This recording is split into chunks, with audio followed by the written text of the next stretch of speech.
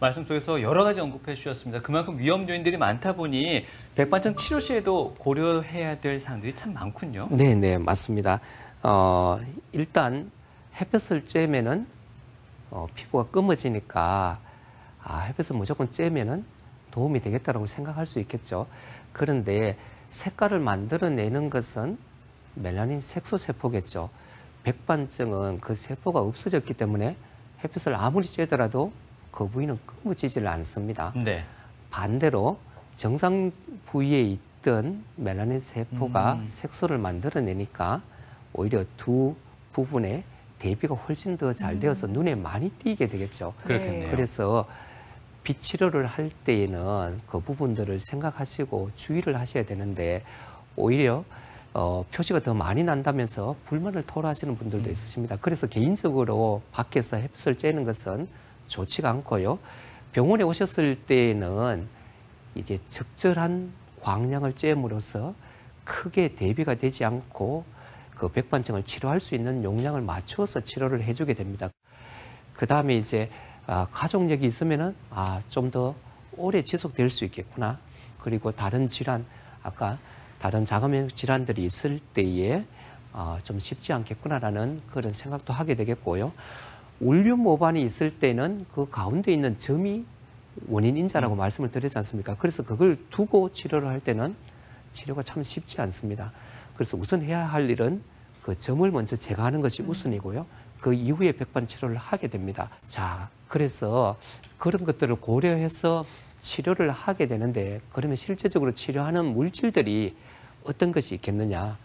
발라서 치료하는 것도 있습니다. 물론 큰 바위에 계란을 치는 격이지만은 바르지 않는 것보다는 발라주는 것이 좋겠고 또 단독으로 치료하는 것보다는 다른 것들과 병합하는 병합요법으로서 이 국소치료제를 쓰면 좋겠습니다. 피부에 강한 연고를 바르면은 피부가 상할 수 있기 때문에 걱정을 하는데 백반증일 때는 초기에 강한 연고를 단기간 쓰는 것을 추천을 하고 있습니다. 그래서 피부에 이렇게 강한 연고를 써도 되느냐 걱정을 하시는 분들이 있는데 초기에는 그렇게 한다고 생각을 하시면 되겠고요.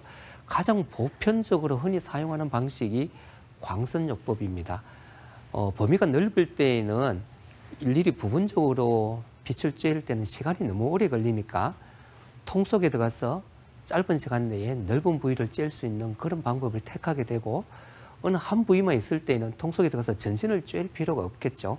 그럴 때는 엑시멀 레이저라는 부분적으로 쬐일 수 있는 그런 빛 치료기를 가지고 치료를 하게 되고요. 아주 특수한 경우에는 수술요법을 할 수가 있습니다.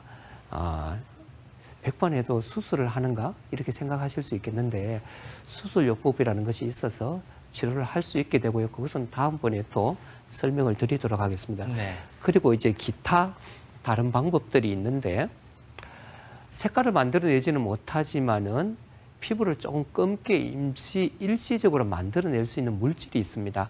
다이하이드록시 아세톤이라는 물질을 바르게 되면은 한 2, 3일 정도 조금은 그 피부의 세포를 검게 만드는 작용을 하게 됩니다.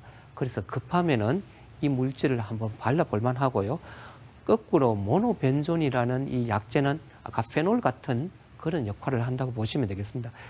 페놀이 백반을 일으키는 이유를 한 가지 설명을 드리자면은 멜라닌 색소가 만들어질 때에 타이로신이라는 물질을 이용해서 만들게 됩니다. 네. 그런데 그 페놀이 타이로신하고 비슷하게 생겼습니다. 그래서 색소를 만들어내는 효소들이 거기에 달라붙어서 막 작용을 하다 보니까 걔들이 소진되는 겁니다. 그래서 백반증이 생기게 되는데 모노벤존도 그 비슷하다고 보시면 되겠습니다. 그런데 이것은 백반증이 너무너무 심해서 오히려 정상적인 피부를 없애버리는 것이 피부 색깔을 맞추는 데 도움이 되겠다 할 때에 이것을 쓰게 되는 것이고요. 네. 그래서 검게 만드는 것이 아니고 희어지게 만드는 것이죠. 이런 백반증의 발생 기전을 많이 연구하고 알아내므로써 새로운 약재들이 지금 현재 많이 만들어지고 그래서 나와 있습니다. 그래서 희망을 가져볼 만하다고 보시면 되고 이게 경제적인 문제이기 때문에 보험이 적용이 될 때에 이제 많은 백반증 환자들이 시도해 보면 될 것 같습니다. 네, 기간은 조금 걸리지만 그래도 희망적인 이야기를 해주셨습니다. 네. 앞서 백반증은 뭐 10대에서 30대 조금은 어린 연령층에서 많이 발생을 하는데 이 약을 사용할 때 뭐 아이라든가 임산부라든가 써도 괜찮은가요? 아이들에게 보통은 이제 국소치료제를 우선적으로 그 다음에 광선요법을 우선적으로 하게 됩니다. 이런 약제들은 아이들에게 전혀 다른 해를 끼치지 않기 때문에 당연히 편하게 사용을 할 수가 있고요. 임산부에게는 바르는 약제는 그래도 조금 피할 수 있으면 피하는 것이 좋겠습니다. 크게 문제를 일으키지는 않는데 광선요법은 그냥 햇볕을 보는 것이니까 전혀 문제없이 사용하시면 되고요. 네. 그 전에 자외선 A를 이용하던 것은 그 빛이 약하기 때문에 어떤 약제를 먹음으로써 소랄렌이라는 약제를 먹고 광선을 쬐면은 그 빛을 훨씬 강하게 흡수하는 그런 작용을 하는 약제였습니다. 그런데 이것은 태아에게 다른 나쁜 영향을 미치기 때문에 그런 소랄렌이라는 약을 먹고 자외선 A를 쬐는 치료요법은 사용해서는 되지는 않습니다.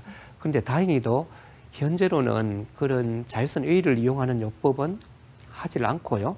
주로 자외선 B 그리고 엑시머를 이용한 치료를 하기 때문에 임산부도 안전하게 치료를 할 수 있습니다. 네.